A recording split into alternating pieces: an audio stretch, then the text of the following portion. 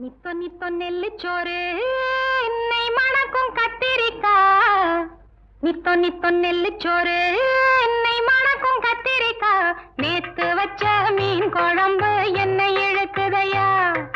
நெஞ்சுக்குள்ள அந்த நினப்பு வந்து மயக்குதையா.